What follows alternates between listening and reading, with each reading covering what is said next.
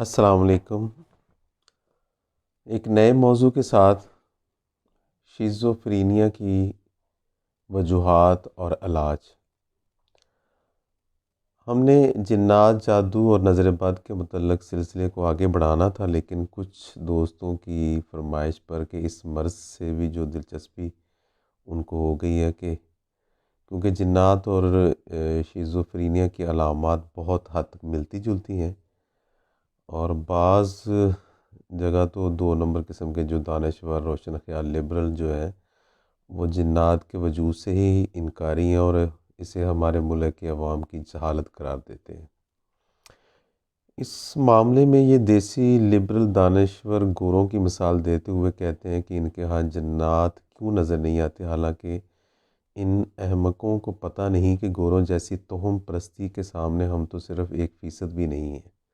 جنات، جادو، غیر انسانی واقعات پر مبنی ہارر موویز بنانے میں ہالی ووڈ پیش ہے۔ گورے آج کے انتہائی ترقی یافتہ سائنسی دور میں بھی تیرہ کے ہندسے کے متعلق توہم پرستی کا شکار ہیں، بلکہ ان کی زندگیوں میں توہم پرستی کا سب سے زیادہ عمل دخل ہوتا ہے۔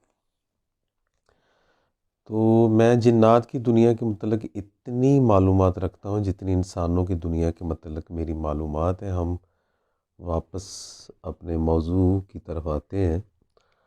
آج کا موضوع شیزوفرینیا کی وجوہات اور علاج کے بارے میں ہے۔ آج کے دن تک سائنس اس بیماری کی اصل وجوہات کو جاننے میں ناکام ہے۔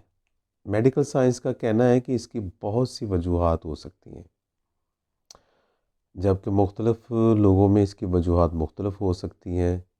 اس بیماری کے مریضوں کے دماغ کا سی ٹی اسکین کیا گیا جب تو یہ بات سامنے آئی کہ شیزوفرینیا کے کچھ مریضوں کے دماغ کی ساخت عام انسانوں سے کافی زیادہ مختلف ہوتی ہے۔ اس کے پیچھے بڑی وجہ پیدائش کے مختلف مراحل کے دوران اس بچے کے دماغ کو پوری طرح آکسیجن کا نہ ملنا، یا پھر بچے کی ماں کو دوران حمل کسی قسم کی انفیکشن کا سامنا کرنا پڑا ہو۔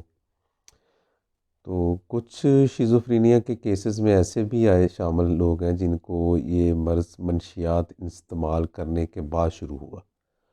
منشیات کے ساتھ ساتھ اگر مریض شراب نوشی کا بھی عادی ہو تو ایسے لوگوں میں اس بیماری کے چانسز بڑھ جاتے ہیں۔ منشیات میں سب سے زیادہ خطرناک نشہ چرس کا ہے۔ چرس استعمال کرنے والوں کو شیزوفرینیا ہونے کا خطرہ دوسرے منشیات استعمال کرنے والوں کی نسبت 2 گنا زیادہ ہوتا ہے، خاص طور پر ایسے لوگ جنہوں نے بہت کم عمر میں چرس کا استعمال شروع کیا تھا۔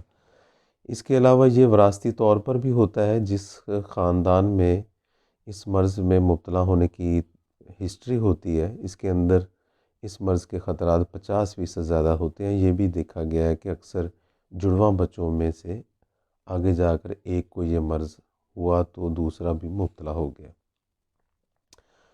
جن لوگوں کی زندگی کے شروع کے ایام بہت زیادہ تکالیف میں گزرے ہوں، یا جن کا بچپن کسی اذیت ناک واقعہ کا شکار ہوا ہو، جنہوں نے اپنی کم سنی میں بے تحاشا محرومیاں دیکھی ہوں، ان لوگوں میں اس مرض کا شکار ہونے کا خطرہ انتہائی بڑھ جاتا ہے۔ اس طرح جس خاندان میں ہر وقت لڑائی جھگڑے دیگر مسائل ہوتے ہیں، ان کے ہاں بھی ان کے چانسز بہت زیادہ ہوتے ہیں۔ اس کے ساتھ ساتھ کسی ایکسیڈنٹ یا کسی عزیز ہستی کے انتقال کے بعد اس کے صدمے کی وجہ سے بھی یہ مرض پیدا ہو سکتا ہے۔ اب آتے ہیں کہ اس کے علاج کی طرف۔ اگر مریض جنات کی بجائے شیزوفرینیا کا شکار ہے تو اس کا علاج ممکن ہے، لیکن اس کے لیے ہسپتال جانے کی ضرورت نہیں ہوتی، نہ ہی مینٹل ہاسپٹل میں داخل ہونے کی نوبت آتی ہے، بلکہ یہ لوگ ادویات استعمال کرتے ہوئے گھر میں رہ کر اپنا علاج کروا سکتے ہیں، عام نارمل زندگی گزار سکتے ہیں، وہ اپنے گھریلو کام کاج کر سکتے ہیں، بھرپور طریقے سے ذمہ داریاں ادا کر سکتے ہیں۔ 100 میں سے 20 لوگ مرض پیدا ہونے کے اگلے 5 سال کے دوران بالکل نارمل ہو جاتے ہیں، اپنی صحت مند زندگی کی طرف واپس لوٹ سکتے ہیں۔ 100 میں سے 60 لوگ بہت حد تک پہلے سے بہتر ہو سکتے ہیں، لیکن کچھ علامات رہ جاتی ہیں۔ کسی بھی وجہ سے کسی بھی وقت ان کے اندر دوبارہ مرض کی شدت بڑھ سکتی ہے، جبکہ 100 میں سے 20 لوگ ایسے ہوتے ہیں جنہیں علاج کروانے کے باوجود بہت زیادہ وقت گزرنے کے بعد بھی آرام نہیں آتا، یعنی کہ وہ اس مرض میں مبتلا رہتے ہیں۔ اگر اس مرض کا علاج نہ کروایا جائے تو وقت گزرنے کے ساتھ ساتھ مریض کی زندگی بد سے بدتر ہوتی چلی جاتی ہے۔ اس کی زندگی پر اس کے برے اثرات پڑتے ہیں۔ یہ بھی دیکھا گیا ہے کہ ایسے مریضوں میں خودکشی کا رجحان عام لوگوں کی نسبت بہت زیادہ ہوتا ہے، جن میں اس کی علامات بہت شدید ہوں، یا جو مریض ڈپریشن میں مبتلا ہو جائیں، یا جو بیچ میں ہی علاج چھوڑ دیں، ان میں 100% تک خودکشی کا خطرہ پیدا ہو جاتا ہے۔ لیکن اگر درست وقت پر علامات کا پتہ چل جائے اور علاج شروع کر دیا جائے تو مریض اپنی نارمل زندگی گزارتا رہتا ہے اور مرض میں شدت کم ہوتی چلی جاتی ہے۔ اگر ہسپتال جانا بھی پڑے تو بہت کم دنوں کے لیے ہسپتال میں زیر علاج رہنا پڑتا ہے۔ ویسے بروقت علاج سے ہسپتال میں داخل ہونے کے امکانات بھی نہیں رہتے۔ اس مرض کی دوا میڈیسن لینے سے ذہنی حالت بہتر ہونے لگتی ہے، سوچنے سمجھنے کی صلاحیت بہتر ہونے لگتی ہے، زندگی مایوسی سے نکل کر دوبارہ حوصلہ مند ہونے لگتی ہے، زندگی کے معاملات میں دلچسپی پیدا ہونے لگتی ہے۔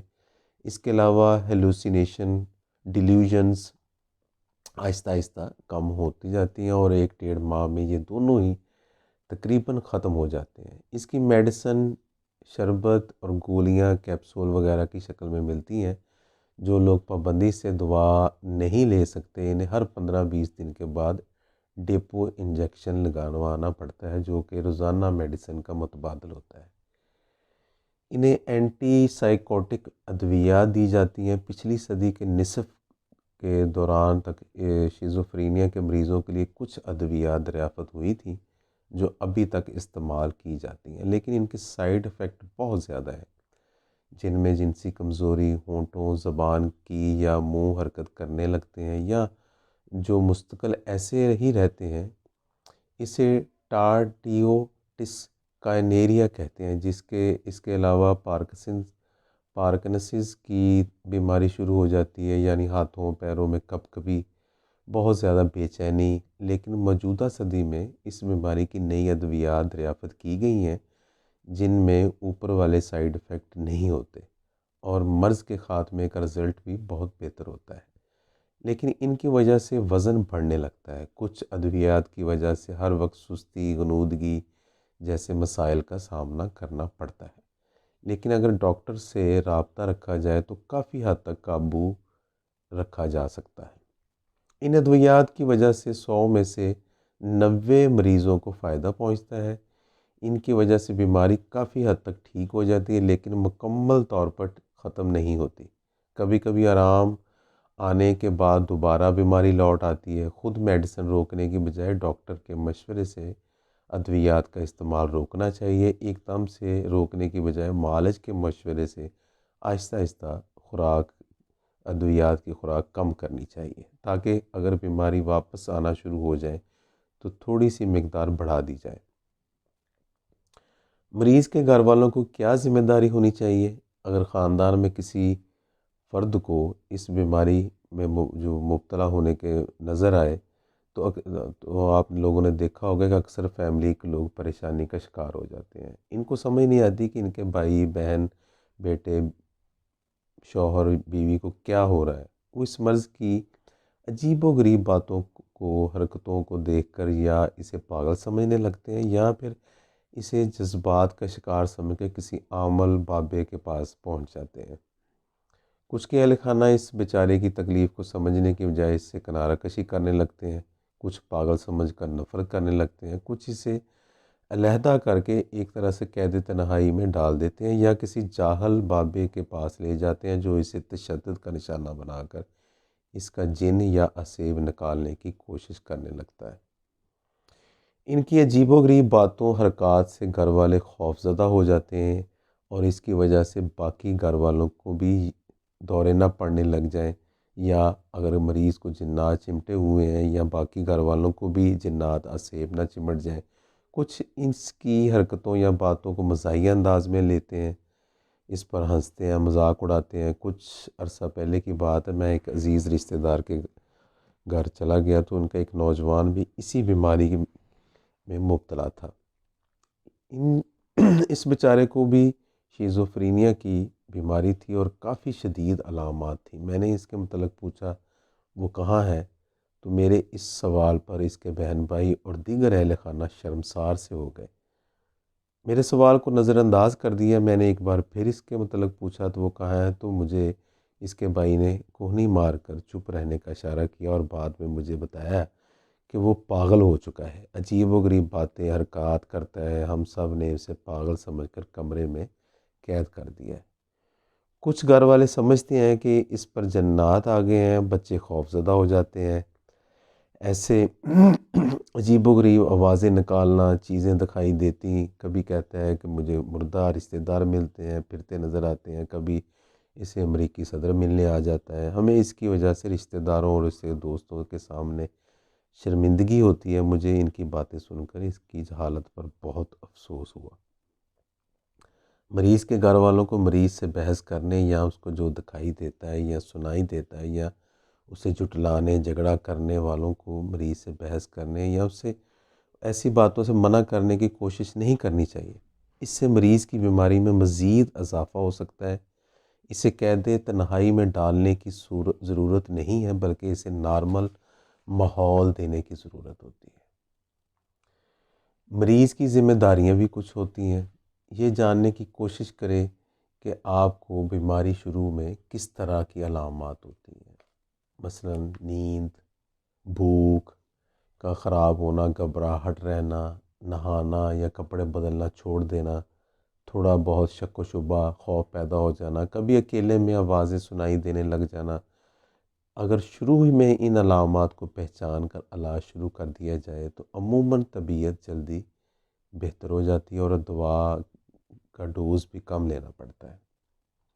ان وجوہات سے بچنا چاہیے جن سے طبیعت خراب ہونے کا اندیشہ ہو، مثلا ایسی صورتحال جن میں ذہنی دباؤ بڑھ جائے، جیسے لوگوں میں بہت زیادہ ملنا، منشیات، الکوہل کا استعمال، گھر والوں، دوستوں، پڑوسیوں سے جھگڑنا۔ یہ معلوم کرنے کی کوشش کریں کہ آپ کو آوازیں کن طریقوں سے کم ہوتی ہیں، مثلا لوگوں سے ملنا جلنا، مصروف رہنا، اپنے آپ کو یاد دلانا کہ یہ آوازیں آپ کو کوئی نقصان نہیں پہنچا سکتی اور آپ کو آپ کی مرضی کے خلاف کوئی کام کرنے پر مجبور نہیں کر سکتی۔ کوئی ایسا بااعتماد شخص ذہن میں رکھنا چاہیے جس کو بیماری شروع ہونے پر آپ یہ ساری باتیں بتا سکیں جو آپ کی طبیعت کے اب خراب ہو رہی ہے۔ اپنی جسمانی صحت کا خیال رکھیں، اچھی غذا کھائیں جس میں پھل سبزیاں شامل ہوں، سگریٹ نہ پئیں، اس سے آپ کے پھیپھڑے، آپ کا دل، دوران خون کا نظام، معدہ خراب ہوتے ہیں۔ روزانہ کچھ نہ کچھ ورزش کیا کریں، یہ صرف 20 منٹ روزانہ پیدل چلنا ہی کیوں نہ ہو۔ باقاعدگی سے بھرپور ورزش کرنے سے انسان کا موڈ بھی بہتر رہتا ہے۔ اللہ تعالیٰ آپ پر سب پر اپنی رحمت نازل فرمائے، آمین ثم آمین۔